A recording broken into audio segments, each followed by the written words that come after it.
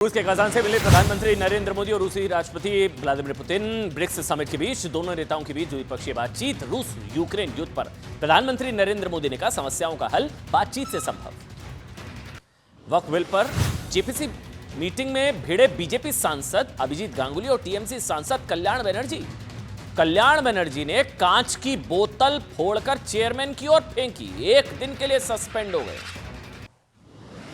NCP शरद गुट के नेता रोहित पवार ने शिंदे सरकार पर उम्मीदवारों को 25-25 करोड़ रुपए बांटने का लगाया आरोप। पुणे से कल एक कार से 5 करोड़ रुपए हुए थे बरामद। यूपी में एनकाउंटर को लेकर डीजीपी ने जारी की गाइडलाइंस। एनकाउंटर वाली जगह की वीडियोग्राफी बहुत जरूरी, मुठभेड़ की होगी जांच। एनकाउंटर की इंक्वायरी दूसरे थाने की पुलिस करेगी। महाराष्ट्र में महायुति में सीटों का बंटवारा तय। सूत्रों के मुताबिक बीजेपी 150 से ज्यादा सीटों पर लड़ेगी चुनाव।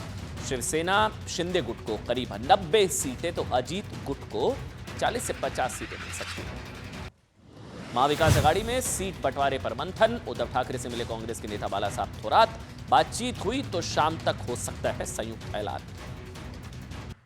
बहराइच में बुलडोजर एक्शन पर सुप्रीम कोर्ट ने बुधवार तक रोक लगा दी है। मामले की सुनवाई के दौरान कोर्ट की टिप्पणी, कहा हमारे आदेश का उल्लंघन करके जोखिम उठाना चाहते हैं अधिकारी, तो ये उनकी मर्जी।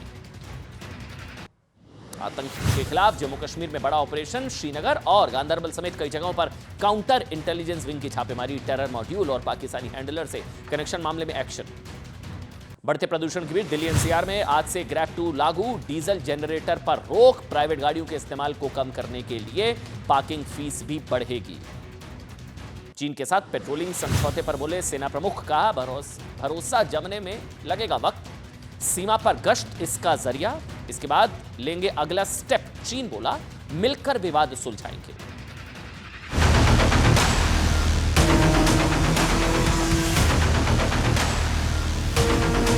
माननीय प्रधानमंत्री जी, प्रिय у нас такие отношения, что я считал, что вы и так все понимаете.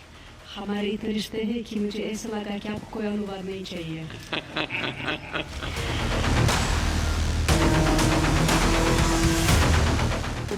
सोचना चाहिए कि किस तरह के अपने सदस्य का क्या आचरण है।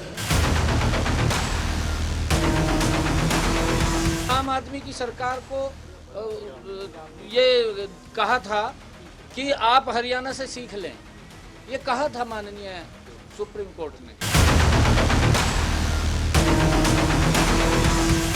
और उसके बाद जो लोगों ने विभाजन की विभीषिका देखी, उसकी पुनरावृत्ति न हो, इसका सार और इसके मूल आत्मा यही है।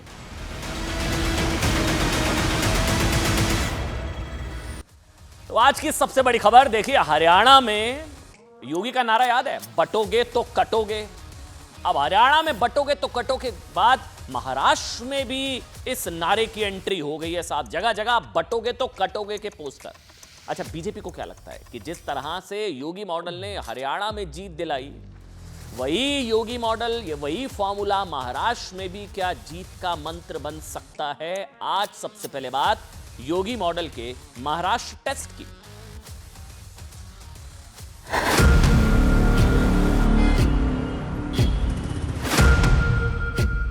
राष्ट्र तब सशक्त होगा जब हम एक रहेंगे, नेक रहेंगे, तभी नेक रहेंगे।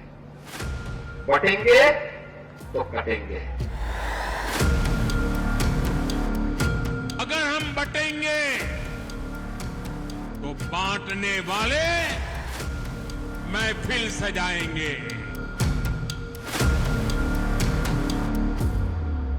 कि न तो बटेंगे न ही कटेंगे, तानाशाही के खिलाफ डटेंगे और अहंकार के पंख छटेंगे।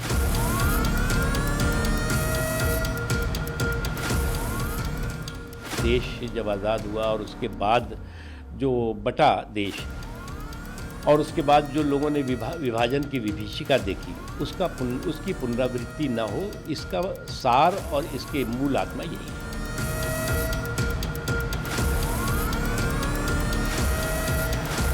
हरियाणा जैसा सिनेरियो अगर नहीं होना चाहिए तो उसकी जिम्मेदारी हमारे ऊपर नहीं है। हरियाणा में हम तो चुनाव नहीं लड़े ना। जी सर।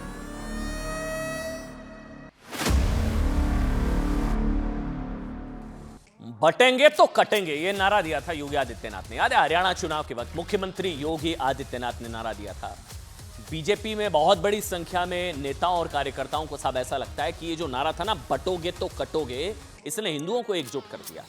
हरियाणा में 85 या 87% हिंदू, अब हरियाणा में बटोगे तो कटोगे की वजह से शायद बीजेपी की बैतरणी, चुनावी बैतरणी पार लग गई। इस नारे की वजह से हरियाणा में बीजेपी को अप्रत्याशित जीत मिली। हिंदू समाज के हर वर्ग ने भारतीय जनता पार्टी के लिए एकजुट होकर वोट किया। मतलब ये जो कहा जा रहा था कि जाट, गैर जाट या इसके अलावा अगड़ा, पिछड़ा, दलित सब हो गए संगठित। और अब लग रहा है कि महाराष्ट्र में भी बीजेपी योगी के नारे को विनिंग फैक्टर मानकर आगे बढ़ रही है। साहब, इस बात का सबसे बड़ा उदाहरण क्या है, ये मैं क्यों कह रहा हूं, ये देखिए आपके सामने पोस्टर है।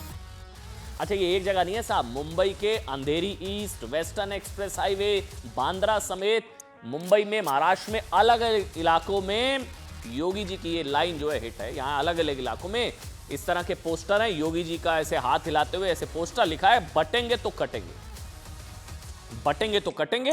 अच्छा, पूरा लिखा है, एक रहेंगे नेक रहेंगे। योगी आदित्यनाथ की फोटो है। अब चुनाव कब है? अगले महीने की 20 तारीख को महाराष्ट्र में चुनाव है। अब ऐसा लगता है उससे पहले महाराष्ट्र में अलग अलग जगह ये पोस्टर बीजेपी की प्लानिंग बता रहे हैं। सीएम योगी ने पहली बार बटेंगे तो कटेंगे का नारा कब दिया था? 26 अगस्त 2024 को आगरा की एक जनसभा में दिया था। उन्होंने दरअसल बांग्लादेश की तुलना करते हुए इसका जिक्र किया था कि बांग्लादेश में देखिए हिंदुओं का क्या हाल हुआ। उन्होंने कहा कि यहां पर भी अगर आप बटेंगे तो कटेंगे, योगी आदित्यनाथ ने कहा था। इसके बाद उन्होंने हरियाणा की करीब करीब सारी जनसभाओं में, सारी रैलियों में इसको दोहराया। अच्छा, बीजेपी को ऐसा लगता है साहब कि इसका उसे फायदा मिला। हरियाणा में तीसरी बार बीजेपी की लगभग इम्पॉसिबल लग रही जीत, शानदार वापसी हो गई। मतलब सारे आंकड़े औंधे मुंह गिरे। रिकॉर्ड जीत हासिल की बीजेपी ने, 47-40 और इस बार 48। इतनी बड़ी जीत कभी इतिहास में बीजेपी को हासिल नहीं हुई हरियाणा में। ऐसी जीत, वो भी 10 साल की एंटी इनकम्बेंसी के बावजूद 90 में से 48 सीटों पर बीजेपी को जीत मिल गई। हैरान हो गए सब, लगा कि क्या ये बटेंगे तो कटेंगे। फिर प्रधानमंत्री नरेंद्र मोदी ने भी कहा था कि बांटने वाले महफिल सजाएंगे। हालांकि उन्होंने किसी धर्म का नाम नहीं लिया, उन्होंने कहा था कि अगर आप बटेंगे तो बांटने वाले महफिल सजाएंगे। फिर मोहन भागवत की तरफ से भी कुछ इसी तरफ इशारा किया गया था। ध्यान देने वाली बात यह है कि हरियाणा में सीएम योगी ने ना जिन 14 सीटों पर चुनाव प्रचार किया, उनमें 9 सीटों पर बीजेपी को जीत मिल गई। योगी का स्ट्राइक रेट 64% से ज्यादा।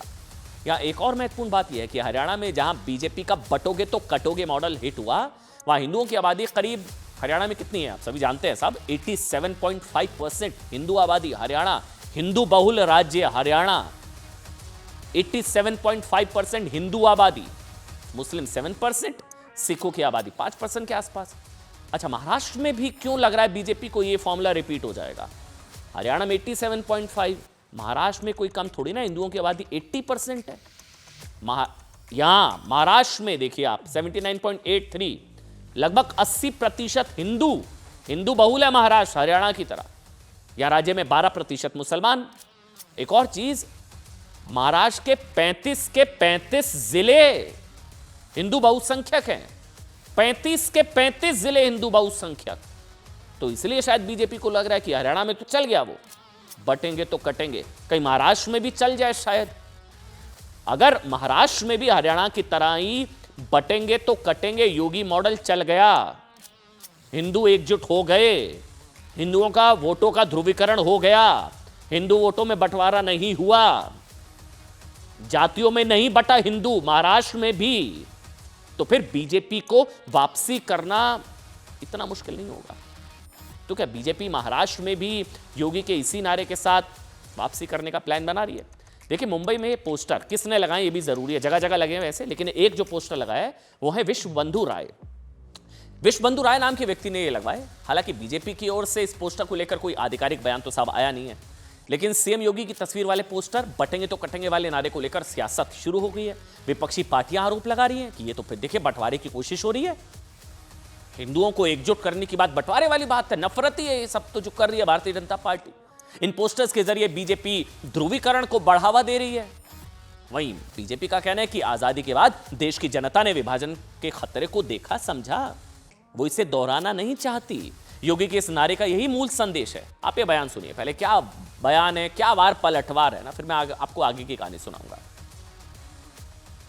तो ऐसा है कि बटोगे तो कटोगे। आपको मालूम है कि देश जब आज़ाद हुआ और उसके बाद जो बटा देश और उसके बाद जो लोगों ने विभाजन की विभीषिका देखी, उसकी पुनरावृत्ति ना हो, इसका सार और इसके मूल आत्मा यही है।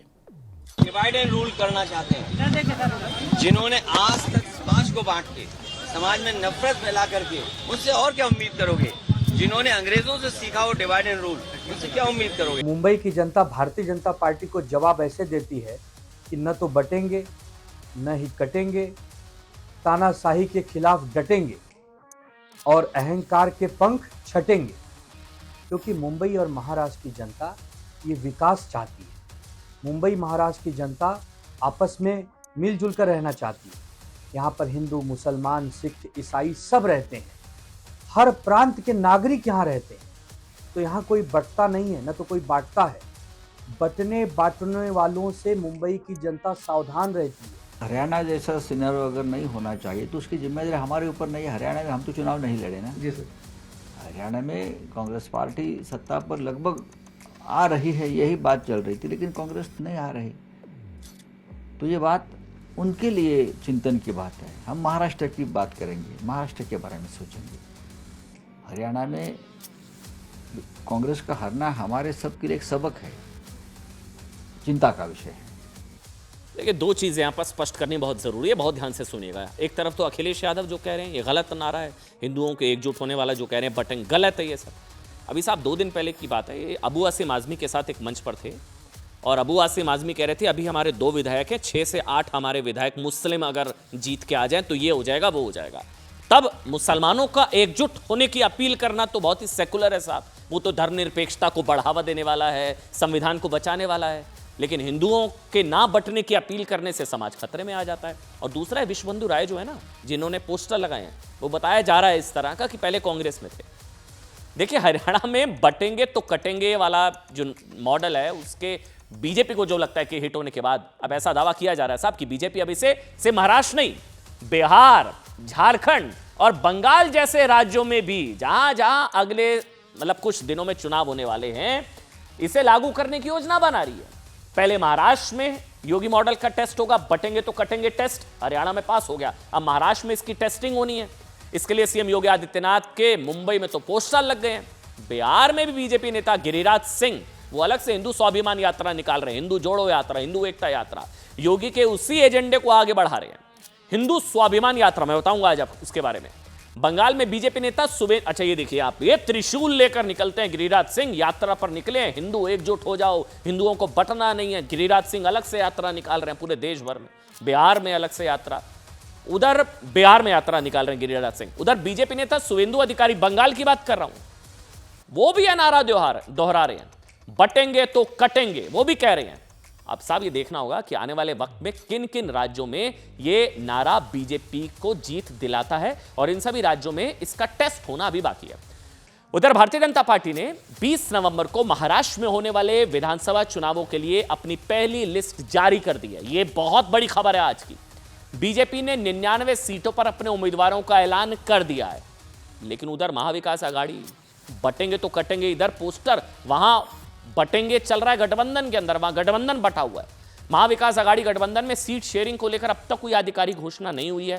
अब समझ नहीं आ रहा था कि राहुल या उद्धव कौन झुकेगा, क्या बात होगी क्या नहीं होगी, लेकिन अब बताया जा रहा है शायद सहमति बन गई है। अभी रात तक, जब शायद 9 साढ़े 9 बजे तक पहली लिस्ट आ जाए, ये भी बताया जा रहा है। महाविकास आघाड़ी की बैठक हुई लेकिन अभी तक लिस्ट नहीं आई है। कांग्रेस, एनसीपी, शिवसेना, यूबीटी के बीच सीटों को लेकर फाइनल सहमति ना बन पाने की वजह से ये पार्टियां अपने उम्मीदवारों का ऐलान अब तक नहीं कर पाई है। हालांकि महाविकास आघाड़ी गठबंधन की पार्टियों का दावा है कि 95% सीटों पर सहमति बन गई है और अगले 1 से 2 दिनों के अंदर अंदर ये प्रॉब्लम सॉल्व हो जाएगी। वहीं सूत्रों के हवाले से बड़ी खबर यह है कि महायुति के सीट शेयरिंग फॉर्मूले में बीजेपी को 150 से 160 सीटें मिलेंगी। अच्छा, ये फॉर्मूला आ चुका है, बीजेपी 150 से 160। अब उद्धव ठाकरे कह रहे हैं साहब बीजेपी इतने पे लड़ेगी तो हम भी इतने पे लड़ेंगे। कांग्रेस इतने सीटें देने को शायद राजी नहीं है। यहां उद्धव को मिला क्या बीजेपी से गठबंधन तोड़कर? उन्होंने सीएम की वजह से गठबंधन तोड़ा, सीएम फेस की सहमति कांग्रेस उद्धव को बना ही नहीं रही है। बीजेपी 150 से 160 सीटें, शिवसेना शिंदे कैंप को 90 से 100 सीटें, जबकि एनसीपी अजीत पवार गुट को 50 से 60 सीटें जो है मिलेंगी। 99 पर ऐलान कर दिया बीजेपी ने। महाविकास आघाड़ी में शिवसेना को 100 से 110 सीट, 100 से 110, कांग्रेस 100 से 110, और जबकि एनसीपी शरद पवार गुट को 70 से 80 सीटें मिल सकती हैं, यह हमारे सोर्सेज बता रहे हैं। 25 जगहों का प्रॉब्लम है, सॉल्व हो जाएगा। सीट शेयरिंग में इस तरह का होते ही रहता है। हमारा जो इशू है वो आजकल में क्लोज होगा। नाना पटोले के बारे में आपके पास जानकारी है, तो हम चाहते हैं कि हमारे पास तो नाना पटोले जी का नाम किसी ने दिया नहीं है। अगर नाना पटोले जी कांग्रेस का फेस है तो कांग्रेस ने उसको डिक्लेयर करना चाहिए, हमारा कोई ऑब्जेक्शन नहीं है, जरूर करना चाहिए, बड़े नेता है। ख्वाहिशें एक हों और ख़ानदान अनेक हों तो इस तरह के जो है वो खुरपैश आपको दिखाई पड़ेगी। दूसरी चीज़ ये कि कांग्रेस जिस भी गठबंधन में होगी उस गठबंधन का हश्र जो है वो इसी तरह से खुरपैश से भरा होगा, क्योंकि कांग्रेस का कैरेक्टर ही गठबंधन का नहीं रहा है। उधर बिहार के अररिया में आज केंद्रीय मंत्री, अच्छा ये तस्वीर भी दिखाना जरूरी है, गिरिराज सिंह जी ने हिंदू स्वाभिमान यात्रा के दौरान एक बार फिर बटेंगे तो कटेंगे का नारा दिया। गिरिराज सिंह, देखिए केंद्रीय मंत्री, सेंट्रल मिनिस्टर, हाथ में त्रिशूल। गिरिराज सिंह ने लव जिहाद, लैंड जिहाद, थूक जिहाद, शिक्षा जिहाद, ये सब कहकर लोगों को सावधान रहने के लिए कहा। गिरिराज सिंह ने कहा कि जिस दिन हिंदू एक हो जाएंगे कोई भी ताकत उनके सामने टिक नहीं पाएगी। सेंट्रल मिनिस्टर है गिरिराज सिंह। गिरिराज सिंह की हिंदू यात्रा को, हिंदू जोड़ो यात्रा को लेकर कांग्रेस और आरजेडी पहले कह चुके हैं साहब कि बीजेपी इस यात्रा के जरिए राज्य में कम्युनल टेंशन बढ़ाना चाहती है। कांग्रेस आरजेडी के इस आरोप को अररिया के सांसद प्रदीप सिंह के बयान से मजबूती मिली। गिरिराज सिंह की हिंदू स्वाभिमान यात्रा को लेकर बीजेपी के सांसद प्रदीप सिंह ने एक विवादित बयान दे दिया, जिसको लेकर बवाल हो रहा है। प्रदीप सिंह ने कहा कि अररिया में रहना है तो हिंदू बनना होगा। सुनिए। हम दंगा बंद करने आए हैं। एकजुट रहोगे, सशक्त रहोगे, बटोगे तो कटोगे। कोई बोलता है गर्म से को मुसलमान है, हमको हिंदू करने में क्या करना है? हम सबको कहते हैं इलेक्शन में भी कि अररिया में रहना है तो हिंदू बनना होगा। लेकिन वक्फ को लेकर पार्टियां एकजुट नहीं हो पा रही है। हिंदू एकजुट होगा नहीं पता, लेकिन वक्फ को लेकर पार्टियां एकजुट नहीं हो रही है। आज खून बह गया। वक्फ को लेकर वॉर वाली स्थिति, जेपीसी बैठक में जंग, कांच की बोतल तोड़ दी गई है। यह खबर अब हम आपको दिखाएंगे।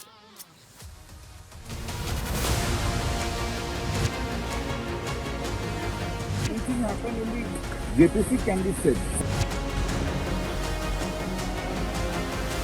पार्टी को भी सोचना चाहिए कि किस तरह के अपने सदस्य का क्या आचरण है, उस आचरण को किस तरीके से वो कंट्रोल करेंगे।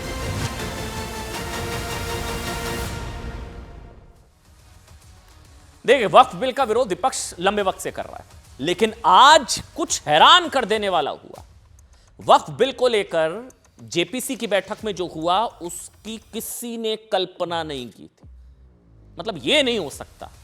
आज वक्फ बिल पर जेपीसी की बैठक में बताया गया कि कांच की बोतल ऐसे मेज पर तोड़ दी गई। बोतल तोड़ विरोध हुआ, बोतल तोड़ संग्राम, खून निकल आया, पट्टी बांधी गई, माननीय आपस में लड़े भिड़े, हाथापाई तक आई। वक्फ की लड़ाई, माननीय कहलाने वाले कुछ सांसदों ने इस तरह का व्यवहार किया जिसकी अपेक्षा सांसदों से नहीं है। ये सब क्यों हुआ, कैसे हुआ, ये जानने के लिए ना पहले आपको कुछ तस्वीर, अच्छा ये तस्वीरें चल रही हैं, आप देख रहे हैं इनका, ये कल्याण बनर्जी हैं। अब इनके आप देख रहे हैं अंगूठे में और पट्टी बंधी हुई है, एक कांच की बोतल है। सांसद की उंगलियों में चोट नजर आ रही है। ये कांच की बोतल जो तोड़ी गई, ये देखिए, ये वो तस्वीर है। ऐसे हाथ करके ऊपर ऐसे 2 उंगलियों में चोट, पट्टी बंधी हुई है। संसद में मिमिक्री के लिए मशहूर है ना, टीएमसी सांसद कल्याण बनर्जी हैं, और असद ओवैसी और आम आदमी पार्टी के जो सांसद संजय सिंह के साथ वो इस तरह से चलते हुए आ रहे हैं। अब वो ऐसे हाथ ऊपर रखे क्योंकि उनके दोनों अंगूठे और उस पर चोट लगी हुई है। क्यों लगी है, पूरी कहानी सुनिए। कल्याण बनर्जी की तस्वीर वक्फ बिल पर जेपीसी की बैठक में हंगामे के बाद आई। आज बैठक के दौरान विपक्षी सांसदों के साथ बीजेपी सांसदों की बहस हो गई। चलिए, हमने देखा है कि बहस होती है, वाद विवाद होता है। आरोप है कि तृणमूल कांग्रेस के सांसद कल्याण बनर्जी ने गुस्से में कांच की बोतल, कांच की पानी की बोतल को चेयरमैन की तरफ उछाला जगदंबिका पाल। वो बोतल को मेज पर पटक दिया और अपने आप को जख्मी कर लिया। उस घटना में खुद उन्हें चोट लगी, गलत है, उनको खुद चोट लग गई। कल्याण बनर्जी को उनके इस व्यवहार के लिए जेपीसी से 1 दिन के लिए सस्पेंड कर दिया गया है। सूत्र भी बता रहे हैं कि आज जेपीसी की बैठक में वक्फ को लेकर पूर्व न्यायाधीशों और वकीलों का पक्ष सुना जाना था। ठीक, न्यायाधीशों और वकीलों का। विपक्ष ने सवाल उठाया कि उनका वक्फ बिल से क्या लेना देना है साहब, उनकी अपनी आपत्ति थी। इसी दौरान तृणमूल कांग्रेस के सांसद कल्याण बनर्जी और कलकत्ता हाईकोर्ट के पूर्व जज और बीजेपी नेता अभिजीत गंगोपाध्याय के में जबरदस्त बहस शुरू हो गई। जेपीसी के अध्यक्ष जो है चेयरपर्सन जगदंबिका पाल ने इसमें हस्तक्षेप करने की कोशिश की। बताया जा रहा है कि बहस हो गई, वहां पर गर्मा गर्मी हो गई। कल्याण बनर्जी टीएमसी सांसद ने पानी की बोतल जो है मेज पर पड़ी थी, वो अपना आपा खो बैठे, गुस्सा आया उनको, पानी की कांच की बोतल तोड़ी, उनकी तरफ शायद उछाला, उनके खुद टेबल पर पटक दिया और उससे उनके हाथ पर चोट लग गई कल्याण बनर्जी जी के, जिसके बाद उन्हें बैठक से बाहर ले जाया गया। कल्याण बनर्जी ने कमेटी के चेयरमैन के खिलाफ जिस तरह गलत शब्दों का इस्तेमाल किया और बोतल फेंकी, कांच की बोतल, उसके बाद बीजेपी सांसद निशिकांत दुबे की तरफ से उनको सस्पेंड करने के लिए प्रस्ताव लाया गया। पक्ष में 9 वोट पड़ गए, विपक्ष में 9, जिसके बाद उन्हें लोकसभा के नियम 261, 374 के तहत 1 दिन के लिए सस्पेंड कर दिया गया। अब इसमें सुनिए जेपीसी के चेयरपर्सन, क्योंकि इससे पहले भी चिट्ठी लिखी गई है जगदंबिका पाल के खिलाफ कि वो बीजेपी के नेता की तरह काम कर रहे हैं। जेपीसी के चेयरमैन जगदंबिका पाल ने इस घटना को लेकर लोकसभा अध्यक्ष ओम बिरला से शिकायत कर दी। उन्होंने कल्याण बनर्जी के इस आचरण पर नाराजगी जताई, पानी की कांच की बोतल तोड़ दी। कल्याण बनर्जी जेपीसी के अंदर इस घटना के बारे में कुछ भी बोलने से इनकार कर दिया। सुनाते हैं आपको।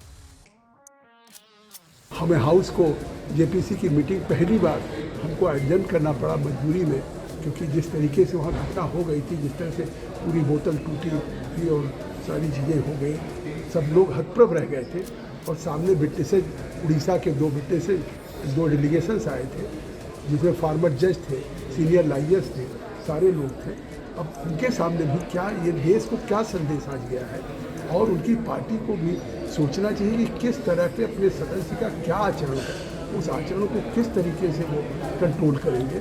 आखिर पार्लियामेंट्री डेमोक्रेसी में हिंसा की जगह कहाँ है? Because of your unruly behavior, nothing is it anything happen in the JPC can be said. और इस बीच एक बड़ी खबर आ रही है प्रधानमंत्री नरेंद्र मोदी के कजान दौरे को लेकर, विदेश यात्रा को लेकर समाजवादी पार्टी के नेता ने बेहद विवादित पोस्ट कर दिया है। ये बड़ी खबर आ रही है। समाजवादी पार्टी के नेता हैं आईपी सिंह, उन्होंने सोशल मीडिया पर एक पोस्ट किया जिसमें उन्होंने प्रधानमंत्री की तुलना गद्दाफी और सद्दाम हुसैन से कर दी। गद्दाफी से तुलना। समाजवादी पार्टी के इन नेता ने लिखा है कि प्रधानमंत्री अरबों रुपए खर्च करके विदेश यात्राएं करते हैं और ऐसी लाइफ जीते हैं जैसा कि गद्दाफी और सद्दाम हुसैन जीते थे।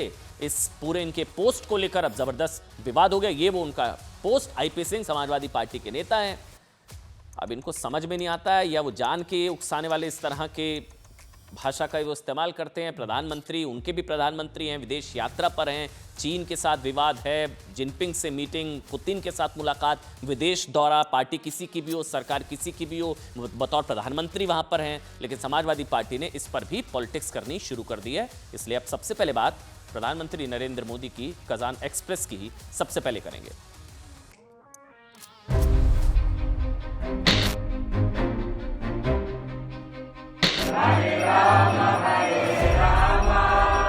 स्वागतम शुभ स्वागतम अथ स्वागतम शुभ स्वागतम। माननीय प्रधानमंत्री जी, प्रिय У нас такие отношения, что я считал, что вы и так все понимаете. हमारे इतने रिश्ते हैं कि मुझे ऐसा लगा कि आपको कोई अनुवाद नहीं चाहिए।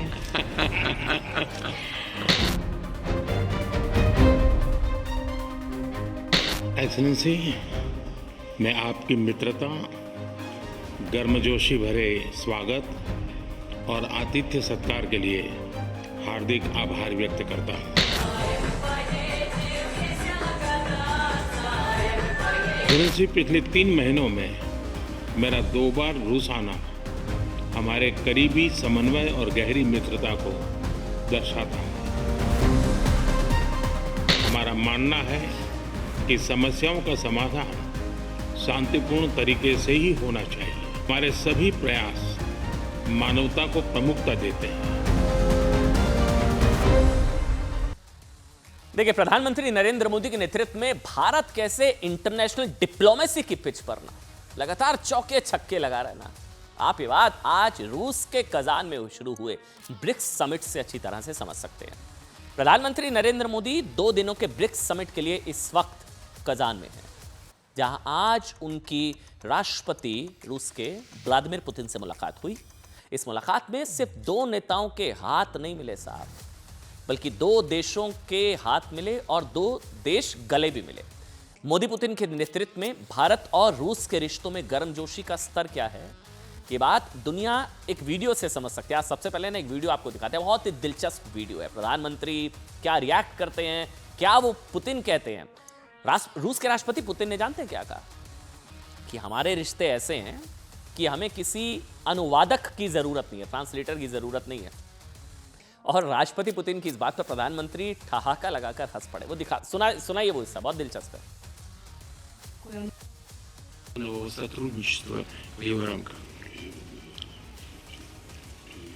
माननीय प्रधानमंत्री जी, У нас такие отношения, что я считал, что вы и так все понимаете. हमारे इतने रिश्ते हैं कि मुझे ऐसा लगा कि आपको कोई अनुवाद नहीं चाहिए। Нового сотрудничества в его рамках. माननीय प्रधानमंत्री जी, У нас такие отношения, что я считал, что вы и так все понимаете. हमारे इतने रिश्ते हैं कि मुझे ऐसा लगा कि आपको कोई अनुवाद नहीं चाहिए। आपने सुना, रूस के राष्ट्रपति कह रहे हैं कि हमारे रिश्ते ऐसे हैं कि हमें अनुवादक की जरूरत नहीं है। मतलब आप कह सकते हैं साहब कि प्रधानमंत्री के नेतृत्व में भारत ने दुनिया में दिल दोस्ती डिप्लोमेसी का ऐसा मॉडल खड़ा किया है जो दुनिया के आपसी संघर्षों को साधने के साथ विश्व शांति में भारत की दमदार भूमिका और इंडिया फर्स्ट, भारत पहले, इंडिया फर्स्ट की नीति पर आगे बढ़ रहा है। इस नीति के सामने चीन, कनाडा जैसे विरोधी ध्वस्त हो रहे हैं, आप सभी जानते हैं। दोस्त आगे बढ़ रहे हैं। इसका सबसे बड़ा उदाहरण जानते हैं, आज की सबसे बड़ी खबर LAC को लेकर चीन का रुख बदलना है। सोचिए, आज तो सिर्फ प्रधानमंत्री नरेंद्र मोदी और पुतिन की मुलाकात हुई, राष्ट्रपति शी जिनपिंग से मुलाकात तो हुई भी नहीं है।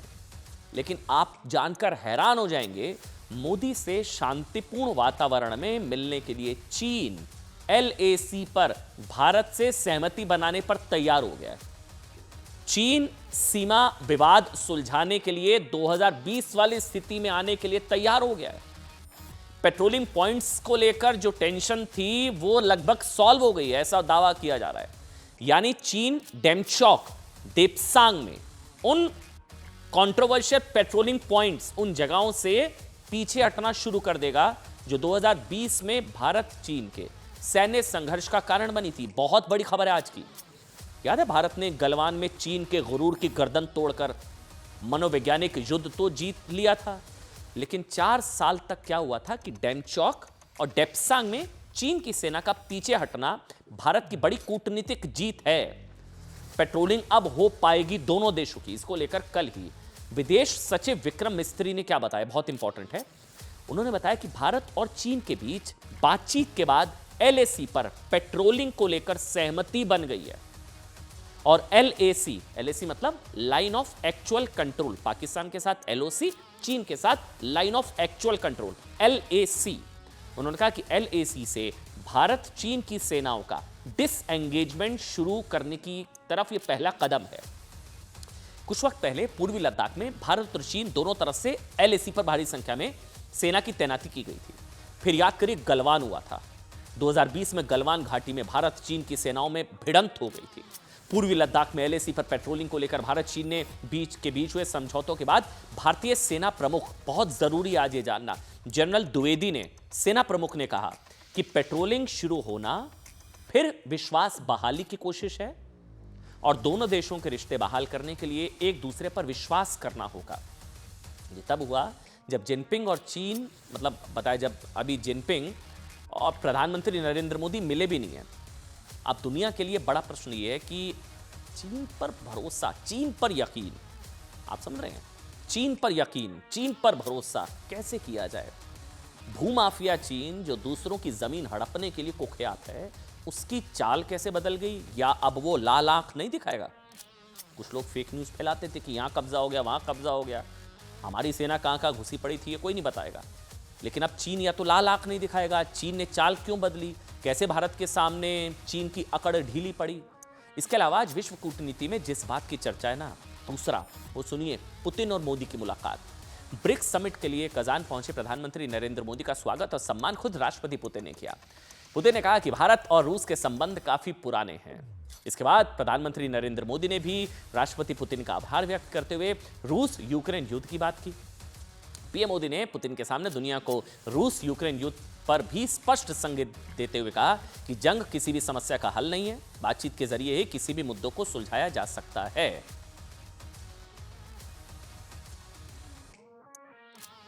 रूस और यूक्रेन के बीच चल रहे संघर्ष के विषय पर हम लगातार संपर्क में रहे हैं।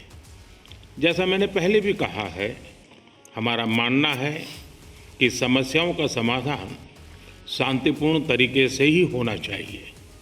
शांति और स्थिरता की जल्द से जल्द बहाली का हम पूरी तरह समर्थन करते हैं। हमारे सभी प्रयास मानवता को प्रमुखता देते हैं। आने वाले समय में भी भारत हर संभव सहयोग देने के लिए तैयार है। यही नहीं, रूस यूक्रेन को भी भरोसा है प्रधानमंत्री नरेंद्र मोदी पर, इजराइल और ईरान को भी भरोसा है प्रधानमंत्री नरेंद्र मोदी पर, लेकिन नेतन्याहू मानने को तैयार नहीं है साहब। इजराइल की तरफ से लगातार हमले हो रहे हैं और अब इसी हमले में इजराइल के हाथ एक बहुत बड़ा खजाना लग गया है। ये रिपोर्ट देखिए आप।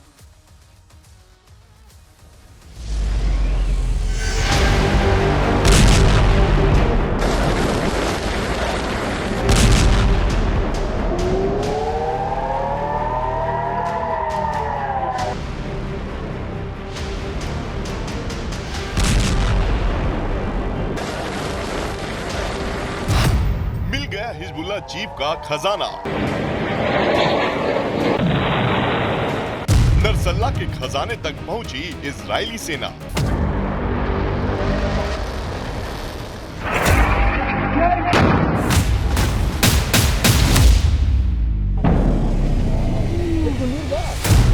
बंकर में मिला कैश और सोने का भंडार।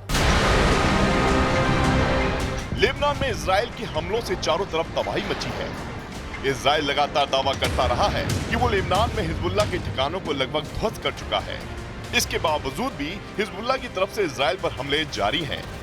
इस बीच इजराइल ने एक बार और हिजबुल्लाह की कमर तोड़ने का दावा किया।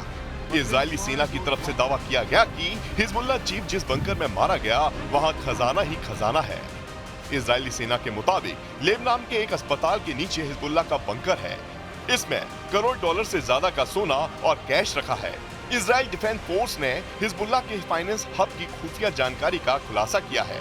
इजराइल का दावा है कि ये सीक्रेट बंकर बेरूत के बीचों बीच अल साहिल अस्पताल के नीचे है, जहां अरबों रुपए का सोना और कैश रखा गया है। I am going to declassify intelligence on a site that we did not strike, where Hezbollah has millions of dollars in gold and cash. In Hassan Nasrallah's bunker. Where is the bunker located? Directly under El Sahel Hospital, in the heart of Beirut, in the Dakhia. Israel की सेना ने बकायदा animation graphics के जरिए समझाया कि Beirut के अल साहिल अस्पताल के नीचे एक बंकर है, जहां पर यह करोड़ों डॉलर कैश और गोल्ड रखे गए हैं। भारतीय रुपए में इसकी कीमत करीब 4000 करोड़ रुपए से ज्यादा है। इजराइल की सेना के मुताबिक हिजबुल्लाह के लड़ाके लेबनान में बंकरों का इस्तेमाल न सिर्फ छुपने के लिए करते हैं, बल्कि अपनी दौलत को भी छिपाने के लिए कर रहे हैं। इसलिए इजराइल की सेना हिजबुल्लाह के खिलाफ जंग में एक अलग रणनीति अपना रही है। अब उसका मकसद हिजबुल्लाह के फंड के स्रोत को खत्म करना है। इसलिए इजरायली सैनिक हिजबुल्लाह के वित्तीय ठिकानों को लगातार निशाना बना रहे हैं। आईडीएफ ने दावा किया कि इजरायली एयरफोर्स ने हिजबुल्लाह के वित्तीय ठिकानों पर कई मिसाइल अटैक किए। इजराइल के मुताबिक अल साहिल अस्पताल के नीचे बंकर में जो भी सोना और कैश है, उन पैसों को लेबनान को फिर से संवारने में इस्तेमाल किया जा सकता है। इजराइल के इस दावे के बाद अस्पताल को खाली करा दिया गया है। वहीं इजरायली सेना के प्रवक्ता के मुताबिक अल साहिल अस्पताल पर हमला नहीं किया जाएगा। इजराइल की सेना के प्रवक्ता ने यह भी पर्दाफाश किया है कि बेरूत में मौजूद इस बंकर पर सालों से इजराइल की निगरानी थी। इसके साथ उन्होंने चेतावनी भी दी कि उनके विमान साइट की निगरानी करते रहते हैं और इस पर नजर रखते रहेंगे। इसके साथ ही लेबनान के लोगों को यह भी मशवरा दिया कि हिजबुल्लाह को अस्पतालों के नीचे पैसा जमा करने की परमिशन ना दें।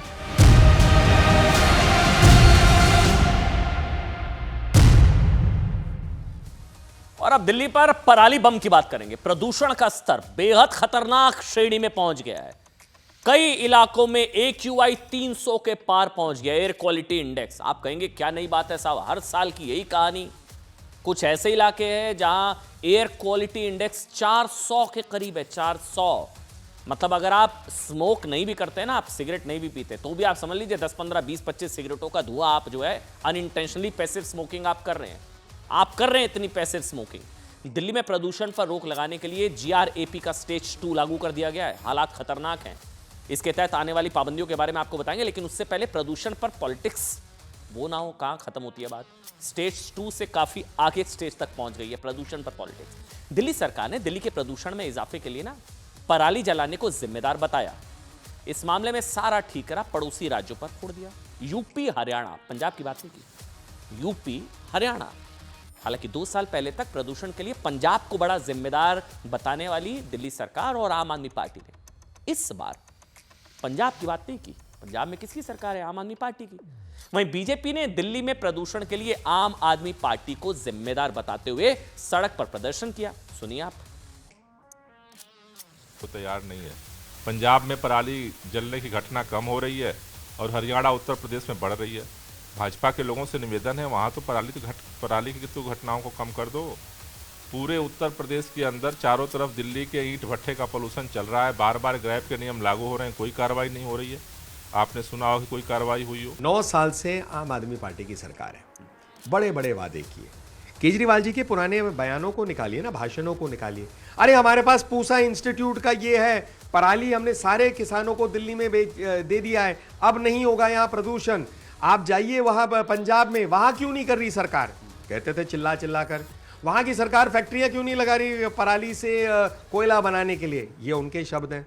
अब पंजाब की सरकार किसकी है? आम आदमी पार्टी की। तो केजरीवाल जी इसका जवाब खुद दे देना। कांग्रेस पार्टी ही समाधान दे सकती है दिल्ली में आकर के, बाकी इनके बस का नहीं है। ये दोषारोपण लगाएंगे कि इसने ये किया, उसने वो किया। जब कांग्रेस पार्टी की सरकार पंजाब में थी तब तो पंजाब से प्रदूषण आ रहा था। अब आम आदमी पार्टी की है तो वहाँ से नहीं आ रहा। अब सोच कर देखिए, कांग्रेस कह रही है आम आदमी पार्टी के बस की बात नहीं है। मतलब पड़ोस की पराली हमारी हो गई दिवाली काली।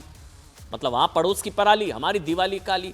पराली पर रोक ना लग पाई हो, लेकिन हाँ पटाखों पर रोक लग गई साथ। पराली जलाने को लेकर जितनी मर्जी पॉलिटिक्स आप कर लीजिए, वो नहीं खत्म होगी। अच्छा, कुछ ना सैटेलाइट के जरिए ICAR और IARI के कुछ आंकड़े भी आए हैं। 21 अक्टूबर को आप जानते हैं महज एक दिन में ही पराली जलाने की कितनी घटनाएं हुई? 166। पूरे सीजन में अब तक 3651 पराली जलाने की सबसे ज्यादा जो मामले हैं वो पंजाब में 1510, पंजाब, यूपी में 723, हरियाणा में 655, मध्य प्रदेश में 456, राजस्थान में 296, दिल्ली में 11 घटनाएं हुई। सबसे ज्यादा कहां हुई है? पंजाब। पराली जलाने के मामले में राज्य सरकारों ने एक्शन लेना भी शुरू कर दिया है, ये आपको जानना चाहिए। हरियाणा में, जिसको जिम्मेदार दोष दे रही है आम आदमी पार्टी, हरियाणा में पराली जलाने के लिए में अब तक 88 किसानों पर केस दर्ज कर लिया गया, जबकि पंजाब में 874 किसानों पर केस हुआ है। पराली जलाने के मामले में ही हरियाणा में 20 किसानों की गिरफ्तारी हुई। पंजाब में इतने FIR के बाद भी कोई गिरफ्तारी नहीं हुई है। हरियाणा के 274 और पंजाब में 394 किसानों को मामले में रेड लिस्टेड किया गया पराली जलाने के मामले में। बार बार कह रहा हूं, पड़ोस में पराली और आप लोगों की, दिल्ली वालों की दिवाली कैसे हो रही है काली। 3000 की संख्या में कहते हैं अभी FIR हुई है। 6000 गांव है हरियाणा में। अब आप देख लो, 2 गांव में एक केस है, हर गांव भी बड़े बड़े हैं। और जिस गैंगस्टर पर बाबा सिद्दीकी की हत्या की सुपारी देने का आरोप है, जिस गैंगस्टर पर सलमान खान को धमकी देने का आरोप, जो गैंगस्टर वसूली के लिए बड़े से बड़े लोगों की सुपारी देता फिरता है ना, आज क्षत्रिय करणी सेना ने लॉरेंस बिश्नोई के एनकाउंटर की सुपारी दे दी है।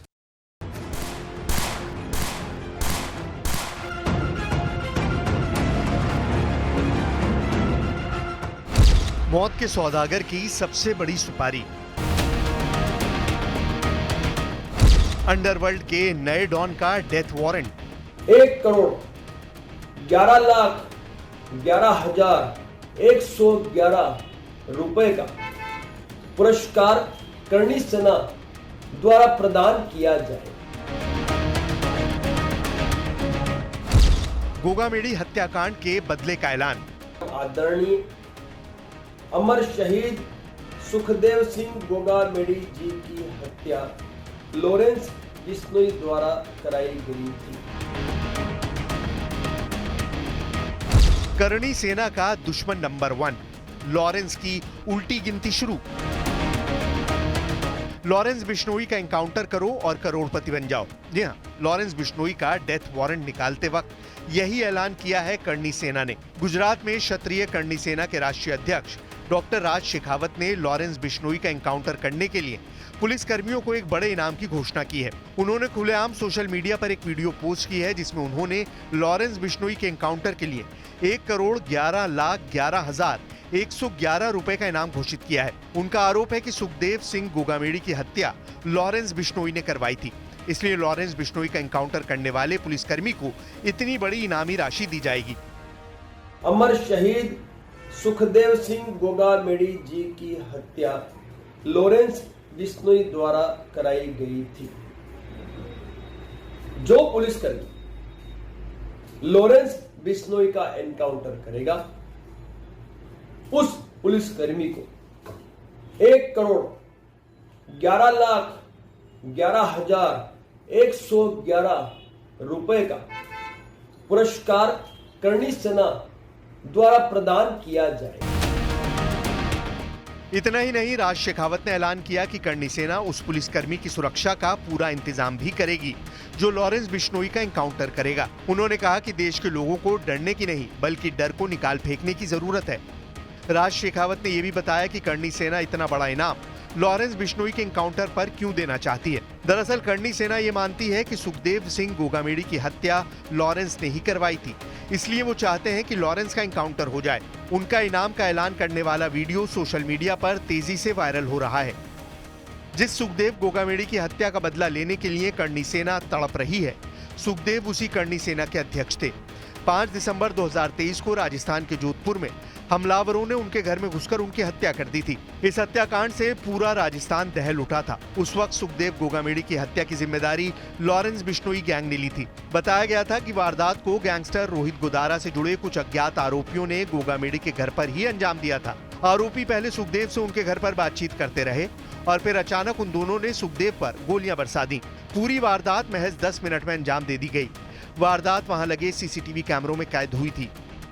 राजस्थान पुलिस ने हत्या के दोनों आरोपियों को पकड़ने के लिए 72 घंटे की डेडलाइन सेट की थी और उसी डेडलाइन के भीतर पुलिस ने सुखदेव सिंह गोगामेडी मर्डर केस के आरोपी दोनों शूटरों आरोपी रोहित राठौर और नितिन फौजी को चंडीगढ़ से गिरफ्तार कर लिया था। यूं तो लॉरेंस बिश्नोई गैंग अपने वसूली कारोबार से करोड़ों कमाने का दावा करता है, लेकिन खुद लॉरेंस बिश्नोई भी अच्छे घर से ताल्लुक रखता है। मीडिया रिपोर्ट्स के मुताबिक उसके पिता के पास 110 एकड़ जमीन है और लॉरेंस का परिवार उस पर सालाना 35 से 40 लाख रुपए खर्च करता है। NIA की एक रिपोर्ट के मुताबिक लॉरेंस बिश्नोई गैंग ने दाऊद इब्राहिम गैंग की तर्ज पर पूरे देश में अपना आपराधिक नेटवर्क बढ़ाया। माना जाता है कि लॉरेंस गैंग में इन दिनों 700 से ज्यादा शूटर हैं, जिनमें से 300 शूटर पंजाब में एक्टिव हैं। इन दिनों लॉरेंस बिश्नोई गुजरात के साबरमती जेल में बंद है, इसलिए करणी सेना के राष्ट्रीय अध्यक्ष ने लॉरेंस बिश्नोई का एनकाउंटर करने के लिए पुलिस वालों को इनाम देने का ऐलान किया है।